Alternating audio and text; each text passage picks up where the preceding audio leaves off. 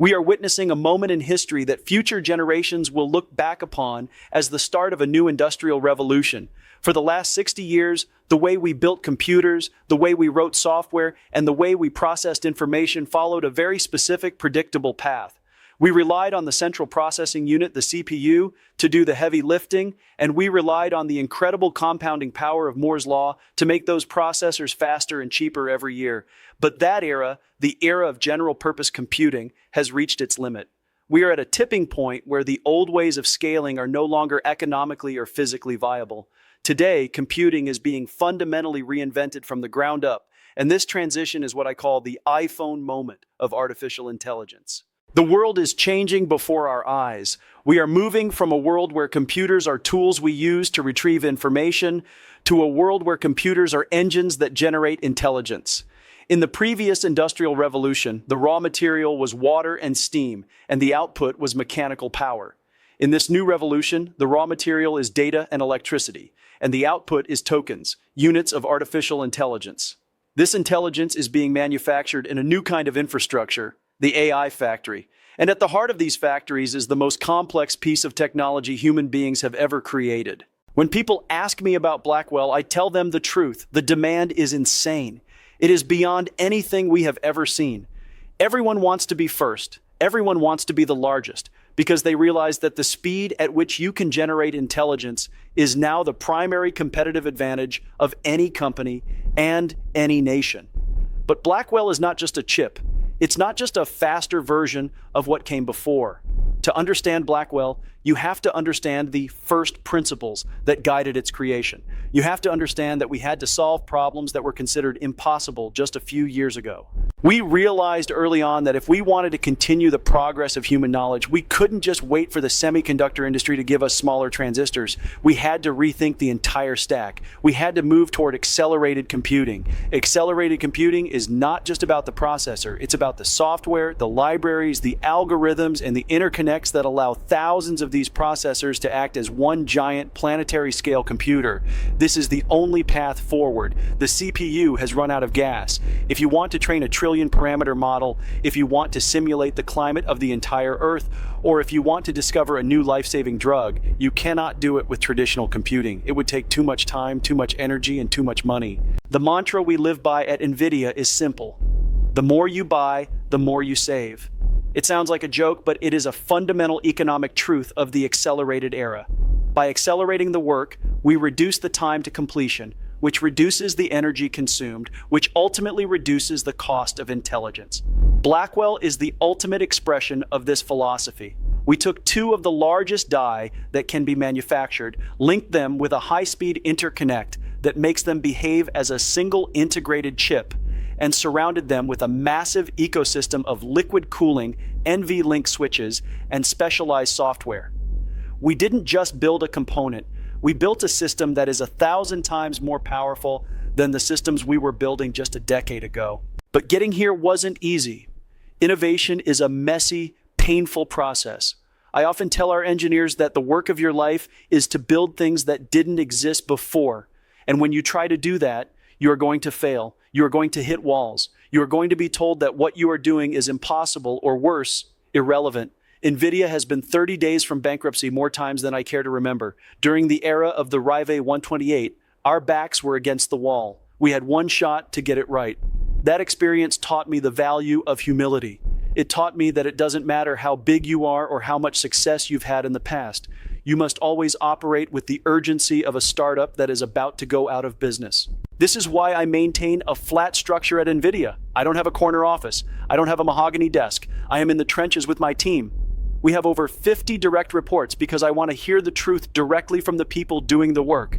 In a world that is moving at the speed of light, hierarchy is a bottleneck.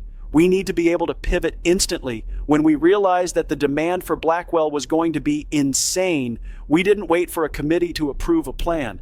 We mobilized the entire company. We reached out to our supply chain partners, our engineers, and our customers to ensure that we could meet this moment.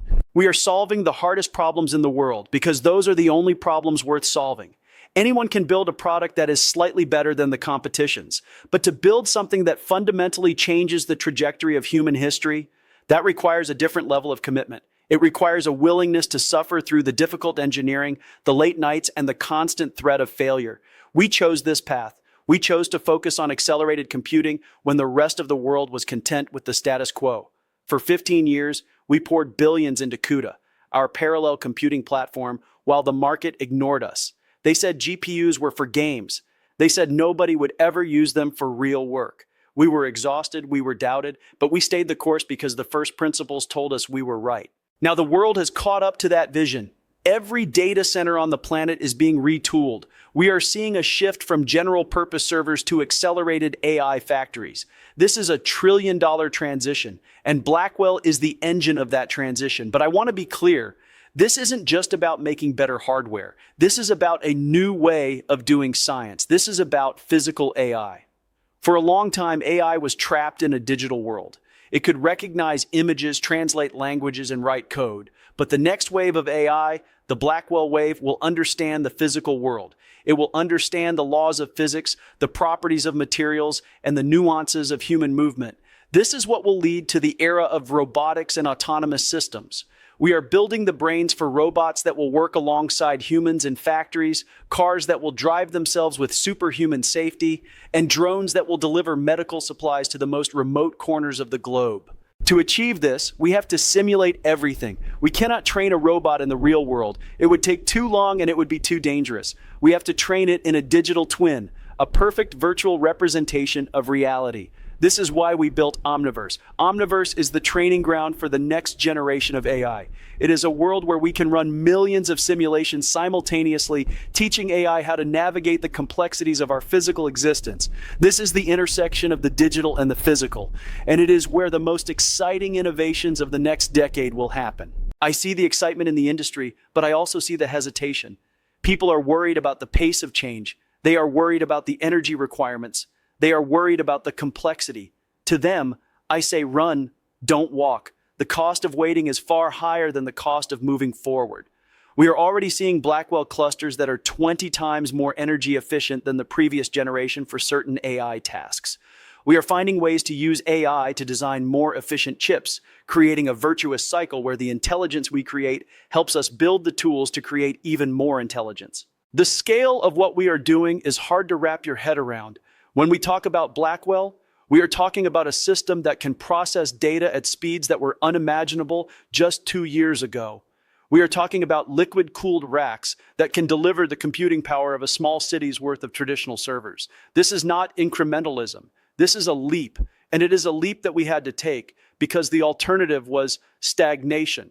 I often think back to my days at Denny's, cleaning tables and washing dishes. People ask me if I'm proud of being a CEO. I tell them I'm proud of being a good dishwasher. I'm proud of doing whatever job was in front of me to the best of my ability. That philosophy hasn't changed. Whether I'm designing a new GPU architecture or talking to a customer about their data center needs, I approach it with the same level of intensity and humility. No job is beneath you if it helps the mission, and our mission is to build the foundation for the age of AI. The demand for Blackwell is a signal. It's a signal that the world is ready for this change. Companies aren't just buying these chips because they are trendy, they are buying them because they have to. If you are a pharmaceutical company and you aren't using accelerated computing to discover new drugs, you are going to be outcompeted by someone who is. If you are an automaker and you aren't using AI to develop autonomous driving, you are going to be left behind. This is the new reality. We are building things that have never existed. We are creating a new category of technology. And because we are first, we have to pave the road. We have to figure out how to manufacture these systems at scale, how to cool them, how to network them, and how to make them accessible to everyone from the smallest startup to the largest nation. It is an exhausting task, but it is also the most rewarding work I have ever done. We are providing the intelligence utility for the entire world. I want you to understand that this is just the beginning. We are in the first innings of the AI revolution. Blackwell is a massive step forward, but there is so much more to do. We have to make these systems even more efficient. We have to make them even more powerful. And we have to ensure that this technology is used for the benefit of all humanity. We have a responsibility to lead with ethics and with a vision for a better future. Every day, I wake up and I ask myself, what is the most important problem we can solve today? Usually, it's a problem that no one else wants to touch because it's too hard or too risky. But those are the problems that NVIDIA was built for. We thrive in the face of adversity. We thrive when we are pushed to our limits. And right now, the demand for Blackwell is pushing us to our limits in the best possible way. It is forcing us to be more creative, more resilient, and more focused than ever before. This focus is what allowed us to see that the traditional rack design was no longer sufficient for the scale of Blackwell. We had to rethink the entire power delivery and cooling architecture. When I say the demand is insane, I'm not just talking about the number of orders. I'm talking about the pressure it puts on the global supply chain, on our fabrication partners, and on our internal teams who are working around the clock to ensure that every Blackwell system is a masterpiece of reliability. We are exhausted because we are not just shipping a product, we are shipping the future of human industry. The complexity of Blackwell is staggering. It's 208 billion transistors. It's a communication speed between chips that is faster than anything ever recorded in a data center. But the real miracle is how it all comes together to act as a single unified engine. This is the result of years of first principles thinking. We asked ourselves, what is the fundamental limit of computing today? It's not just the clock speed of a single core, it's the ability to move massive amounts of data across a vast network of processors without hitting a bottleneck. To solve this, we had to invent the Blackwell NVLink switch, which allows 72 GPUs to act as one single giant GPU. This is the architecture that will power the next generation of large language models, the models that will not just chat with you, but will reason, plan, and create. This brings us to a critical realization about the era we are entering. We are moving from the era of information retrieval to the era of intelligence generation. In the old world, you used a computer to find something that already existed, a document, a photo, a line of code. In the new world, you use a computer to generate something that has never existed before. This is a profound shift. It means that the value of computing is no longer tied to the storage of data, but to the production of intelligence.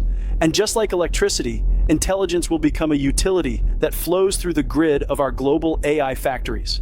I see the fatigue in the industry and I feel it myself.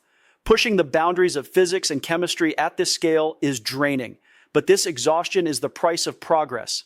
I remember the early days when we were struggling to make the world understand why 3D graphics mattered. We were exhausted then too. We were working out of a small office, wondering if we would have enough money to pay the engineers next month. That sense of being 30 days from bankruptcy is a powerful motivator. It forces you to be honest with yourself about what is working and what isn't. It forces you to cut away the ego and focus on the mission. That is why I tell everyone at NVIDIA, do not look for the comfortable path. If your work is easy, someone else will do it. If your work is comfortable, you aren't changing the world. I wish upon you a healthy dose of struggle. I wish upon you the sleepless nights spent solving a bug that no one else can find. Because that is where the character of a company is forged. NVIDIA is not a collection of buildings or a stock ticker. It is a collective of people who have decided that good enough is an insult. We are a company of pioneers who are willing to go into the dark, to endure the exhaustion, and to build the tools that will light the way for everyone else. We have built a flat organization specifically to survive this intensity. In a traditional hierarchy, the CEO is at the top of a pyramid, isolated by layers of management. At NVIDIA, the structure is more like a neural network. Information flows freely. I want to know the problems as they happen. I want to be in the room when we discuss the thermal characteristics of a new liquid cooling manifold. I want to understand the latency issues in our latest InfiniBand drivers. This level of involvement is what allows us to move at a pace that others find impossible. It's why Blackwell is ready now and not 5 years from now. And as we deploy these systems, we are seeing the emergence of sovereign AI. This is perhaps the most important trend of our time. Every country has its own unique language, its own culture, its own legal framework, and its own national data. This data is the gold of the 21st century. Until now, nations have been sending their data to a few central hubs to be processed. But with Blackwell, any nation can build its own AI factory. They can train their own models on their own data to serve their own citizens. This is the democratization of intelligence. It is the end of digital colonialism. It is the beginning of a world where every culture has the power to participate in the AI revolution. But let me give you a warning. The window of opportunity is closing fast. The transition to accelerated computing is not a luxury. It is a necessity. If you are still relying on a legacy CPU-based infrastructure, you are effectively trying to compete in a Formula One race with a horse and buggy. The speed of change is exponential, And in an exponential world, being late by even a few months can mean being left behind forever. This is why the demand is insane. The leaders of the world's largest companies and the leaders of the world's nations have realized that the race is on. We are currently building the physical foundations for this intelligence. We are working with power companies to find new ways to energize these data centers. We are working with construction companies to build facilities that can handle the massive heat loads of a Blackwell cluster. We are working with software developers to rewrite the world's code for a parallel future. It is a monumental task. It is a task that requires us to be resilient, to be humble, and to be absolutely relentless. When I look at the future, I don't see a world where AI replaces humans. I see a world where AI amplifies humans. I see a world where every doctor has an AI assistant that has read every medical paper ever written. I see a world where every student has a personalized tutor that understands exactly how they learn. I see a world where every engineer has a partner that can simulate 1,000,000 designs in a second. This is the world Blackwell is building. This is why we are exhausted and why we wouldn't have it any other way. The iPhone moment for AI was just the start. The industrial revolution for AI is what comes next. It is the scaling of that intelligence to every aspect of our lives. It is the movement of AI from the cloud into the physical world, into our factories, our cars, and our homes. This is the era of physical AI, and it will be powered by the systems we are building today. I want you to think about your own role in this revolution. Are you waiting for the future to happen to you, or are you building it? Are you walking, or are you running? The world needs your creativity. It needs your problem-solving skills. It needs your resilience. Don't be afraid of the pain and suffering that comes with doing something new. Embrace it. Let it build your character. Let it fuel your innovation. We have a long way to go. Blackwell is a milestone, not the finish line. We are already thinking about what comes after Blackwell. We are already looking for the next impossible problem to solve, because that is the only way to stay ahead. That is the only way to ensure that we continue to provide the world with the tools it needs to thrive in the age of AI. I am often asked what the secret to NVIDIA's success is. People look for a complex strategic formula, but the secret is actually quite simple. We never stopped being the guys at Denny's. We never lost the hunger. We never lost the humility. We never lost the willingness to do the hard work that no one else wanted to do. And we never stopped running. The future is being written in code and in silicon right now. It is being built by people who are exhausted but inspired. It is being built by people who understand that the only way to predict the future is to invent it. We are proud to be your partners in this journey. We are proud to provide the engines for your dreams. Before I sign off, I want to invite you to be a part of this community. If you want to stay updated on the latest breakthroughs in Blackwell, Omniverse, and the future of accelerated computing, please subscribe to the channel and give this video a like. It helps us reach more pioneers like you. And most importantly, if you have questions about what I've shared today, or if you want to know more about the insane demand for Blackwell, please leave them in the comments below. I will be monitoring the comments and I will respond to your questions as quickly as I can. I want to have a conversation with you about how we can build this future together. The era of generative AI is here. The new industrial revolution has begun. The demand is a reflection of our collective ambition to build a better, more intelligent world. It is a hard path, but it is the right path. Run, don't walk. Thank you.